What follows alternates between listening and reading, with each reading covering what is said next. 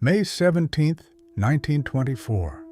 Two children are playing near the banks of the Leine River in Hanover, Germany, not far from the old castle gardens of Herrenhausen. One of them reaches into the mud and pulls out a human skull. The police are called. Officers examine it, exchange a few words, and conclude it is most likely a grave robbery, perhaps a prank from students at the Anatomy Institute. They log the find and move on. 12 days later, on May 29th, a second skull surfaces on the same stretch of riverbank. An autopsy is performed. Two young males, sharp instrument, flesh removed entirely. The skulls had been deliberately separated from the torso. Then a bag of bones is found in the marshland by boys who were simply playing outside. Then, on the afternoon of June 13th, two more skulls are pulled from the river sediment in a single day. One of them belongs to a child no older than 12. The city of Hanover has been frightened for months. Missing boys, market rumors, whispers about strange meat being sold from someone's apartment near the old town. No one could prove anything. No one wanted to believe the worst. Now, there was no choice. On Pentecost Sunday, hundreds of residents left their homes without waiting for a single instruction from police. They walked to the old town, spread out along the small bridges and narrow riverbank paths, and began searching by hand.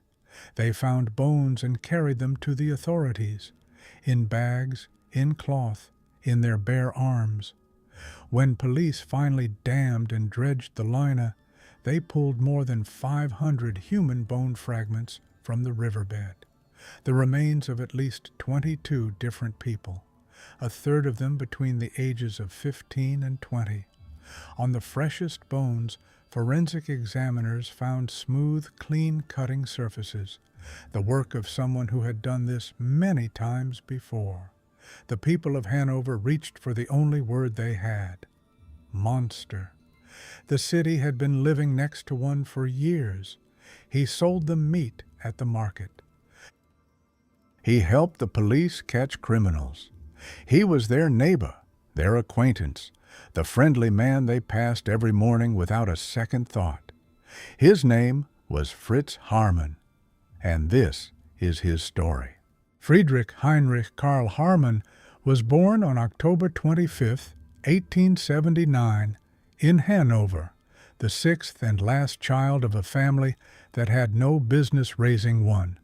His father, known in the household simply as Old Haarmann, was a bitter, frequently drunk locomotive stoker who spent his evenings in the seedy bars of Hanover's old town and came home with nothing to offer except a foul temper. He was openly contemptuous of Fritz from his earliest years. Nobody in the family ever fully understood why the hostility was so personal. But it was constant, and it was physical. Fritz later recalled one specific night when his father came home drunk and beat him badly enough that a neighbor had to intervene. He was 12 years old. His father laughed when the neighbor left. His mother, Johanna Claudius, was 7 years older than her husband, a quiet, passive woman who had brought a small dowry into the marriage. The birth of her sixth child left her chronically ill and largely bedridden for the rest of her life. Unable to give her youngest son what he needed in any normal sense, she compensated by spoiling him completely. She shielded him from his father. She dressed him in his sister's clothes. She encouraged him to play with dolls and stay indoors. She treated him, by multiple accounts, as the daughter she had always wanted. Two entirely opposite failures, and Fritz fell through the space between them. He struggled badly in school and was held back twice. He avoided other boys. In one specific sense, he was entertaining. He told ghost stories to his sisters, scared them in the dark, tied them up and left them, tapped on their bedroom windows from outside at night. He needed people to feel something because of him. He always had. At the age of 8, he was subjected to abuse by an older man, the details of which only surfaced decades later, mentioned once during his trial in a single sentence, spoken without emotion. The court moved on. No one asked a follow-up question. At 16, his parents enrolled him in a military academy at Neubreisach. For the first time in his life, something worked. He responded to structure. He was a capable trainee. He later described this period as the first time he had ever felt he belonged somewhere. It lasted less than a year. Seizures, medical discharge, back to Hanover, a job in a cigar factory that lasted months. Then the first documented offenses against young boys in the basements and alleyways of the city. He was arrested in 1898. A psychologist evaluated him and concluded he was mentally unfit to stand trial. He was committed to the asylum at Hildesheim. He escaped within 6 months with his mother's help. He re-enlisted under an assumed name. The structure suited him again.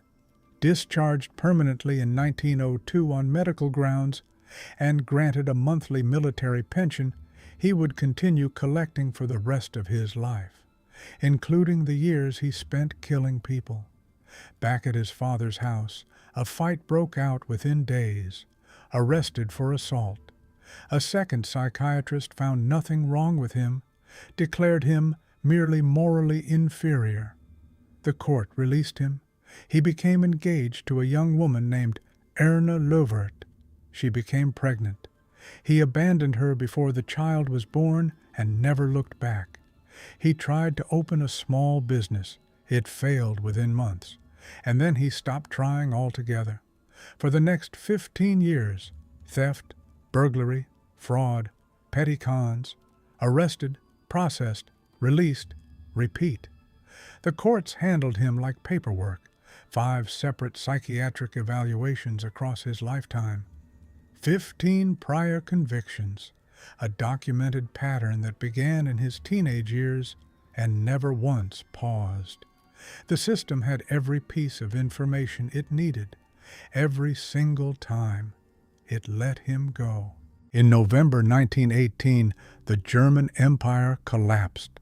What followed was not simply a change of government, it was the destruction of ordinary life. By 1923, hyperinflation had made German currency almost worthless. A single loaf of bread cost 250 marks in January of that year. By September, the same loaf cost $1.5 million. Families who had saved their entire working lives woke up one morning to find their savings could not buy a cup of coffee. In Hanover, a woman sold her dining table and 3 chairs to feed her children for a week. Then the week ended and the money was gone. Factories closed. Men who had survived 4 years of war came home to nothing. And across Germany, hundreds of thousands of teenagers, runaways, orphans, boys with no documents and no families willing or able to keep them, began drifting toward the cities.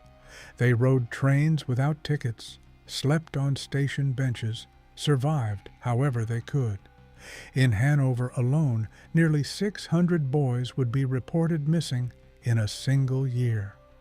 The central train station became their gathering point, crowded, anonymous, and almost entirely unpoliced in any meaningful way.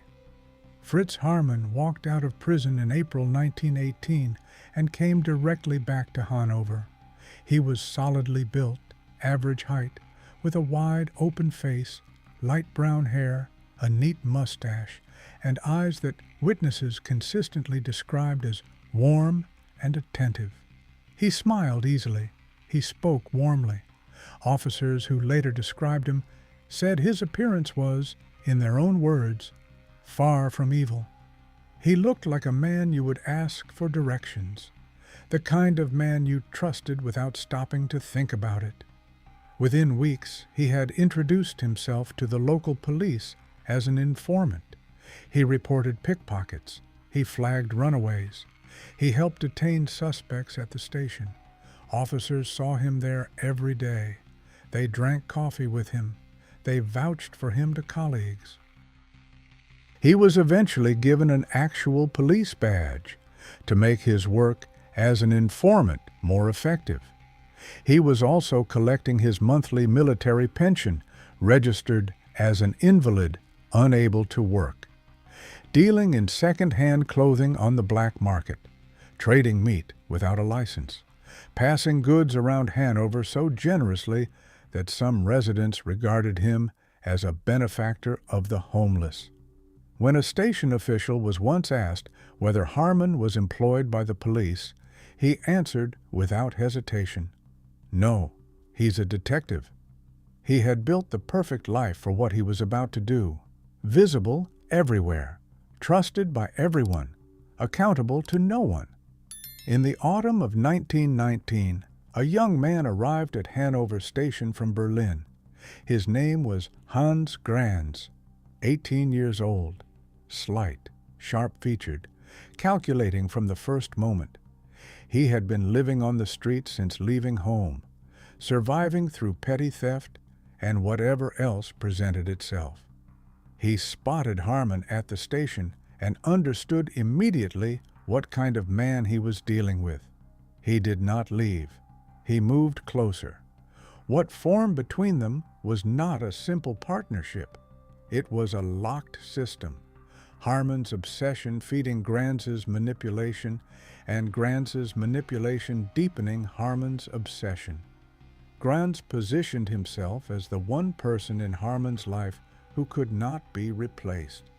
Haarmann believed this completely. He called Grans his son. He gave him money, clothes, protection, and deference in almost everything. He said later in court, "I needed someone for whom I meant everything." Grans gave him presents and loyalty. In return, he received money, protection, and eventually the clothing of those who never came home. The arrangement was precise. Grans identified targets at the station, often based on a piece of clothing he wanted for himself. He would signal Haarmann. Haarmann approached the boy, offered food, a warm bed, sometimes work, sometimes presenting his police badge and formally detaining the youth for traveling without valid papers. The boys went willingly because he looked like safety, because in a city full of desperate, hungry strangers, a man with a warm room and an official badge was not someone you questioned. The first documented case had already begun before Grans arrived. September 25, 1918. A 17-year-old runaway named Friedel Rothe disappeared. He had written to his mother before leaving home, telling her he would not return until she was nice again. His friends told police they had last seen him walking away with Haarmann. Under pressure from the boy's father, officers went to the apartment at 27 Kellerstrasse. They found Haarmann with a young boy in compromising circumstances. He was arrested and charged accordingly. The rooms were not searched. During his confession 5 years later, Haarmann stated plainly that at the exact moment those officers were standing in his apartment, Friedel Rothe's head was wrapped in newspaper and stored behind the stove. The police had been in the room, within feet of it, and they left. In early 1922, Haarmann and Grans moved to a room at 8 Neue Strasse. In a part of the city residents quietly called the haunted area of Old Hanover. Later, for the final phase of the killings, Haarmann used a top-floor attic flat at Rote Reihe 2, just minutes from the Leine River. The proximity to the water was never accidental. The method never changed. He brought his victims home. He fed them. He gave them warmth and the appearance of safety. And then he attacked, throwing himself onto the boy, biting through the throat, severing the trachea, throttling at the same time until the victim stopped breathing. He described it himself, on the stand, in the flattest terms he could manage. I never intended to hurt those youngsters, but I knew that if I got going, something would happen, and that made me cry. I would throw myself on top of those boys and bite through the Adam's apple, throttling them at the same time. After, he covered the face with a cloth, so, in his words, it wouldn't be looking at me. Then came the dismemberment. He described this process in full at trial. The bucket, the cuts into the abdomen, the intestines removed, the blood soaked up with towels, the ribs pushed until the shoulders broke, the heart, lungs, and kidneys chopped and placed in the bucket, the flesh stripped from bone and put in a wax cloth bag, 5 or 6 trips to the river, the skull placed face down on a straw mat, covered with rags to muffle the sound, broken with the blunt edge of an axe, the pieces thrown into the water near the castle walls. I always hated doing this, but I couldn't help it. My passion was so much stronger than the horror of the cutting and chopping. He said he always hated doing it. He said the compulsion was stronger than the revulsion. Grans was present throughout, not as a passive witness, but as an active architect. He selected targets. He signaled Haarmann. He collected the clothing and personal items afterwards, selling some, keeping others, distributing the rest through their network across the city. On the night Fritz Franke was killed, Grans arrived at the apartment unexpectedly and found the body still in the room. He looked at Haarmann. He looked at the body. He said, "When shall I come back again?" Then left. He was not disturbed. He was annoyed about the timing. On one occasion, a woman who had purchased meat from Haarmann became suspicious of what she had bought and brought it to the police. An analyst examined the sample and declared it pork. The investigation went no further. On another occasion, a newspaper ran a reward notice for information about a missing boy. Haarmann read it, put on his best suit, and went to the family's home presenting himself as a criminologist who had information that might help. The family invited him in with hope. Haarmann sat with them, listened to everything they said, offered nothing, and spent most of the visit laughing. Before leaving, he asked about collecting the reward money. The family later told investigators that he had laughed almost the entire time he was there. Now, the names. These were not statistics. They were specific people with ages, last known movements, and families who spent months filing reports and waiting for answers that never came. Friedel Rothe, 17 years old, September 25, 1918. He had run away from home after an argument with his mother and written her a letter saying he would not return until she was nice again. His skull was behind the stove when police stood in the apartment and left without searching. Fritz Franke, 16 years old, February 12, 1923, a pianist from Berlin. Haarmann approached 2 boys in the station waiting room that night, presented his badge, and sent the less attractive one away. Franke went home with him and was never seen again. Wilhelm Schulze, 17 years old, March 20th, 1923, an apprentice writer. Reported missing the following day, no trace found beyond bones recovered from the river. Roland Huch, 15 years old, May 23rd, 1923, a student, last seen at the station. His parents filed reports for months. Hans Sonnenfeld, 18 years old, May 1923, a runaway from nearby Limmer. He had told acquaintances he had found a man who could help him get work in the city. Ernst Ehrenberg, 13 years old, June 25, 1923, sent by his parents to run a simple errand. His family lived close to Haarmann. After the arrest, investigators found his school cap and braces stored inside the apartment. Heinrich Strauss, 18 years old, August 24, 1923. When Haarmann was arrested the following year, Strauss's violin case was found stored in the apartment. Paul Broniszewski, 17 years old, September 24, 1923. He had left to visit his uncle. He never arrived. Richard Graff, 17 years old, September 1923. He had told his friends that a detective from the railway station had found him a job.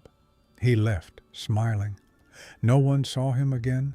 Wilhelm Erdner, 16 years old, October 12, 1923. After the arrest, investigators found that Haarmann had sold his bicycle within days of his disappearance. Herman Wolf, 16 years old, October 24, 1923. At trial, Haarmann looked at his photograph, shook his head, and declared the boy had been far too ugly for him to have any interest in. He denied the murder on that basis alone. The victim's clothing was traced directly to his network. Heinz Brinkmann, 13 years old, October 27, 1923. He had missed his train home to Clausthal and was seen at the station entrance at 11 in the evening, waiting for information about the next departure. Adolf Hannepel, 15 years old, November 11, 1923, an apprentice carpenter from Dusseldorf, passing through Hanover. Multiple witnesses saw him sitting on a trunk in the waiting room. Those same witnesses saw Hans Grans, standing beside Haarmann, point toward the boy. Shortly after, Hannepel was seen walking in the direction of a nearby cafe with both men. This case became central to Grans's conviction. Adolf Hennies, 19 years old, December 6, 1923. He had come to Hanover from out of town looking for work, one of the few victims who was not a local resident. Ernst Speicher, 17 years old, January 5, 1924. He had been on his way to appear as a witness at a court hearing. He never arrived. The court noted his absence and adjourned.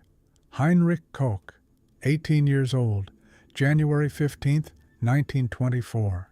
Personally known to Haarmann. Willi Sanger, 19 years old, February 2, 1924. His clothes were found in the apartment during the post-arrest search. Hermann Speichert, 15 years old, February 8, 1924. An electrical apprentice. Alfred Hogreffe, 16 years old, April 6, 1924. An apprentice mechanic. Every single item of his clothing, every piece, was traced back to Haarmann. Hermann Bach, 22 years old, April 1924, last seen by friends walking in the direction of Haarmann's apartment. One of the few victims older than 20. Wilhelm Appel, 15 years old, April 17, 1924. He had left home for work in the morning and did not return. Robert Witzel, 18 years old, April 26, 1924. He had gone to the circus that evening with a friend. His friend later admitted they had traveled there with a man who introduced himself as a police official from the railway station. He seemed completely trustworthy. During the investigation, Robert's father was brought to examine recovered skulls from the river. He identified one by its irregular jaw, a dental feature he recognized as his son's. Witzel's case would become the turning point in the entire investigation. Heinz Martin, 14 years old, May 9, 1924, an apprentice locksmith, disappeared from the station. Fritz 17 years old, May 26, 1924. Haarmann stated explicitly at trial that Grans had ordered this killing. Grans had wanted the boy's clothes. That was the entire reason. Friedrich Abeling, 11 years old, May 26, 1924, the same day as Wittig. The youngest confirmed victim. He had skipped school that morning. Haarmann led investigators directly to his remains after his arrest. Heinrich Koch, 16 years old, June 5, 1924, on his way to college, last seen at the station in Haarmann's company. Erich de Vries, 17 years old, June 14, 1924, the last. It had been an offer of cigarettes at the station that brought him through Haarmann's door. After the murder, the body had to be removed from the apartment in multiple separate trips to the river. 27 names. That is how many the court could connect to him with sufficient evidence. When asked during interrogation how many he had actually killed, Haarmann said he thought it was somewhere between 50 and 70. When investigators cataloged everything found in and around the apartment, only 25% of the personal items could be linked to a known victim. The rest belonged to no one that any investigation ever identified. What that number means, the viewer is left to decide. By the spring of 1924, Hanover was already frightened. Missing boys had been reported in growing numbers for months. Rumors had been spreading through the market since the previous year. Whispers about strange meat, about the man at the train station who was too friendly with too many boys who were later never seen again. People talked in low voices. Nothing was proven. Nobody wanted to say out loud what they were thinking. Then the skulls began appearing in the river, and the city stopped whispering. Police dammed the lane and dredged it section by section. They recovered more than 500 bone fragments belonging to at least 22 individuals. Many of the fresher bones showed smooth, clean-cutting surfaces, the work of someone who had done this many times before and knew exactly what they were doing. A third of the victims were between 15 and 20 years old, and the city of Hanover, which had been suppressing its doubts for months, finally understood what it had been living beside. Suspicion immediately converged on Fritz Haarmann. 15 prior convictions, a history of sexual offenses against minors, his name attached to the unsolved disappearance of Friedel Rothe from 1918, and a face that every officer at the train station knew personally, which was now precisely the problem. The Hanover police were deemed too compromised to lead the investigation. They had worked alongside him, vouched for him, handed him a badge. 2 detectives were brought in from Berlin. Their strategy was careful. Deploy young plainclothes officers at the station to pose as homeless drifters, exactly the type Haarmann targeted, and observe him before making a move. What happened instead required no careful planning at all. On the evening of June 22nd, Haarmann got into a confrontation at the station with a 15-year-old named Karl Fromm, a boy who had already spent 4 days in his apartment. Fromm had been refusing to cooperate willingly, and the situation had been building for days. That evening, it broke open. Rather than walking away, Haarmann walked over to the railway police and reported Fromm for traveling on forged documents, demanding the boy be arrested. In custody, Fromm turned everything around. He accused Haarmann of repeated rape throughout his 4 days in the apartment, sometimes at knife point. A vice squad officer present at the station, already aware that Haarmann was an active surveillance target, made the decision without waiting. He had Haarmann detained on the spot. In the early morning hours of June 23rd, Fritz Haarmann was under arrest. The search of Rota Raya 2 was brief and devastating. Floors soaked in blood, walls marked with it, bedding beyond any cleaning. Haarmann explained it as residue from illegal meat trading. He was calm, almost relaxed. He believed he was protected, reasoning that several living victims had passed through the apartment and survived. Their existence, he calculated, would be his defense. Then hundreds of items of clothing were cataloged and placed on display at the police station. Families of missing boys from across Germany were invited to come and look. They came, and they began recognizing things: the violin case, the jacket, the shoes, item after item, identified by mothers and fathers who had been filing reports for months and getting nothing back. Then came Robert Witzel's jacket. The Witzel family had been coming to the police station regularly since April 26th, when their son had vanished after the circus. On one of those visits, they were sitting in the corridor outside the chief commissioner's office when a couple walked in. The man was wearing a jacket. Frau Witzel looked at it and recognized it immediately as her son's. The man said he had received it from Haarmann. He produced an identification card from the jacket's pocket that he had not yet discarded. The name on it was Witzel. The woman with him was Haarmann's own landlady, who had come to the station that day to inquire about her tenant's military pension. 7 days of interrogation followed. Haarmann raged, deflected, calmed, raged again. Then he asked to speak to the superintendent and the examining magistrate. He confessed to everything. What followed was a murder tour of Hanover. He led investigators to remains hidden in bushes, bones in a lake, fragments scattered across the city in hiding places that had been in plain sight for years. Witnesses came forward one after another. The evidence did not stop growing for weeks. Hans Grans was arrested on July 8, 1924. The two men were held separately while investigators assembled 60 volumes of case files. Haarmann was transferred to Göttingen for psychiatric examination.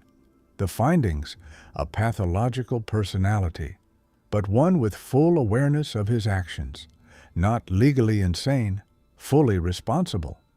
The examining doctor, Dr. Schulze, noted something additional in his report. Haarmann, he wrote, took visible pleasure in the prospect of his own execution. He spoke of it as a kind of celebration. He told the doctor, "I am now a famous man. The entire world is talking about me." The trial opened on December 4, 1924, at the Hanover Assizes. 190 witnesses, 60 volumes of files, 14 days. Journalists from across Europe packed the press gallery. The word serial killer did not yet exist in any language. German newspapers reached for other terms: werewolf, vampire, wolfman, sexual psychopath. None of them quite fit. None of them had a precedent to draw from. The formal charge, read aloud at the opening: Fritz Haarmann was accused of killing 27 persons intentionally and deliberately between September 1918 and June 1924. Haarmann chose to conduct his own defense. Over 14 days, he delivered one of the strangest courtroom performances in legal history. He was completely nonchalant. He smoked cigars while grieving mothers struggled to complete their testimony. He interrupted witnesses with condescending corrections. He complained about the number of women in the courtroom. When the judge apologized and explained he had no authority to remove them, Haarmann shrugged. He told the journalists present, "You are not to lie. "We know you are all liars." He told the jury, "Keep it short. I want to spend Christmas in heaven with Mother." When shown a photograph of Herman Wolf, a boy whose clothing had been traced directly to his network, he looked at it carefully, shook his head, and declared the boy had been far too ugly for him to have any interest in. He denied the murder on that basis alone. The courtroom, on more than one occasion, laughed. Then Haarmann took the stand. He spoke without visible distress. He described the attacks, the biting, the throttling, the covering of the face, and then, in complete detail, what happened to the bodies afterwards: the bucket, the cuts, the flesh removed from bone, the bags, the 5 or 6 trips to the river at night, the skull placed face down on the straw mat, the rags to muffle the sound, the axe, the pieces thrown into the water near the castle walls. I always hated doing this, but I couldn't help it. My passion was so much stronger than the horror of the cutting and chopping. On the 3rd day, the judge closed the public sessions. The testimony had become too detailed for an open hearing. Grans sat across the room throughout and said almost nothing. Where Haarmann was erratic and indifferent to his own survival, Grans was cold, contained, aimed entirely at himself. Jurors later described him as the more dangerous of the two, though the more innocent in the specific charges. The only emotion Grans showed during the entire trial was anger, directed at Haarmann, who he blamed for the situation they were both in. Then Haarmann turned on him. Having apparently decided he would not die alone, he began making accusations against Grans, some accurate, some exaggerated, with enough specificity that the court sentenced Grans to death as well. Then a letter appeared. A man named Luters found it lying in the street in Hanover, 4 handwritten pages, addressed to Grans's father. He brought it to the court. Haarmann had written it during his transport to the police station on the night of his arrest, before the trial, before the verdict, but apparently already knowing where everything was heading. It read, "Hans Grans has been sentenced unjustly, and that's the fault of the police, and also because I wanted revenge. Put yourself in Grans's position. He will question the existence of the Lord and justice just because of me. May Hans Grans forgive me for my revenge and humanity." Grans's case was reopened. His death sentence was reduced to 12 years in prison. Whether Haarmann wrote that letter out of genuine guilt, to complicate the proceedings and delay his own execution, or to exercise one final act of control over the man who had used him for years, no one has ever established with certainty. He was a man capable of all 3 motivations at once. A second letter was found after the execution, addressed to the police. "You won't kill me? I'll be back. Yes, I shall be amongst you for all eternity. And now you yourselves have also killed. You should know it. Hans Grans was innocent. How's your conscience now?" On December 19th, 1924, at 10 in the morning, the verdict was delivered. Fritz Haarmann, guilty of 24 counts of murder, death by guillotine. 3 charges were acquitted, those he had denied throughout, despite the fact that the personal belongings of all 3 boys had been found in his possession at the time of his arrest. Upon hearing the verdict, Haarmann rose and made 2 final requests. He asked to be executed in the public marketplace, in front of the people of Hanover. He asked that his gravestone carry the inscription, "Here lies mass murderer Haarmann." Both were denied. April 15th, 1925, Hanover Prison. Fritz Haarmann was taken from his cell in the early morning and led to the execution chamber. His last recorded words, spoken just before the blade fell, "I repent, but I do not fear death." He was 45 years old. After the execution, his head was removed, preserved in formaldehyde, and delivered to the Medical University of Göttingen. Scientists believed they would find an anatomical explanation, some visible abnormality in the brain structure that would account for what he had done, some measurable difference between this man and an ordinary person. They found nothing, no tumor, no lesion, no structural deviation of any kind from a normal human brain. The skull of a man responsible for the deaths of at least 24 people, and by his own account perhaps 70, was, in every measurable way, identical to anyone else's. The head remained at Göttingen for 90 years.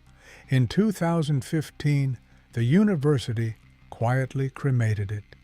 They released a brief public statement. The last physical trace of Fritz Haarmann ceased to exist. The bones recovered from the Leine, fragments belonging to at least 22 individuals, many never identified, were buried in a communal grave at Stocken Cemetery in Hanover in February 1925. A granite memorial was placed over the grave. Carved into the stone, the names and ages of every victim the court had been able to identify. Many of the bones in that grave still have no name. Hans Grans served his 12 years, was released, and returned to Hanover. He lived quietly, gave no interviews, left no written account of what he had known, what he had chosen, or what he remembered. He died around 1975, having outlived nearly everyone connected to the case by decades. The Haarmann case left marks on Germany that took generations to fully trace. In the court of public opinion, his sexuality and his violence were collapsed into a single image, as though the two were inseparable. The press amplified it. Officials never corrected it. Historians have argued that this conflation contributed directly to the social climate that made the Nazi persecution of gay men in the 1930s and 1940s easier to implement, and easier for ordinary people to accept or ignore. In 1931, Fritz Lang released M, a film about a child killer hunted simultaneously by police and the criminal underworld. Haarmann is named in it directly. Lang drew from the atmosphere these cases had saturated German life with. M became one of the most important films in cinema history. It is still studied and screened today. In the same years that Haarmann was killing in Hanover, Peter Kürten was murdering in Düsseldorf. Two active serial killers, one country, one decade. The international press did not report them as isolated crimes. They reported them as symptoms. Germany spent years trying to recover the image that conclusion had burned into the world's mind. In 2007, the Hanover Tourism Board included Fritz Haarmann in their annual promotional calendar, alongside composers, politicians, and other famous figures from the city's history. The calendar sold out ahead of schedule. Hanover has never quite decided what to do with the most notorious person it ever produced. There is a question that runs underneath every single fact in this story. Not, how did he do it? Why did no one stop him? In 1918, police officers stood inside Fritz Haarmann's apartment. They had been sent there specifically because a 17-year-old boy had been reported missing, last seen walking away with him. They found their informant in bed with a child. They arrested him for that. They did not search the room. Friedel Rotha's head was behind the stove, wrapped in newspaper. For 6 more years, Haarmann continued, not in secret, in plain sight, with a police badge in his pocket, with a market stall in the city, With the genuine trust of his neighbors, the active cooperation of the police, and a face so familiar it had become invisible. Witnesses saw him at the station with boys who later vanished. Families filed reports. A woman brought market meat to a laboratory. Rumors spread through the city for months before the first skull appeared. The system was not blind. It made a calculation, one useful informant, a few uncomfortable questions not asked, a room not searched, a file with 15 convictions reviewed and set aside. 27 names are the documented price of that calculation. The real number will never be known. The river took most of the evidence, and it is still running.